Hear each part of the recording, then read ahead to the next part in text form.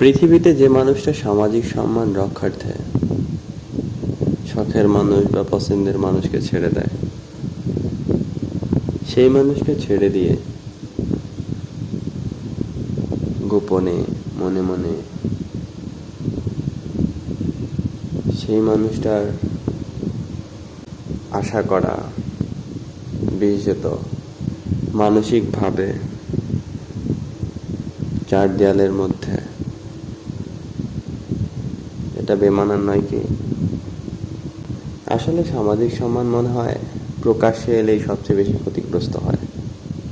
যতক্ষণ গোপন থাকে ততক্ষণ অনেকেরই ভালো লাগে, মানে ততটা আসলে গায়ে লাগে না আর কি। বিষয়টা এরকম, যখনই সেটা প্রকাশ্যে আসা শুরু করে, তখনই যত জটিলতা, যত সমস্যা,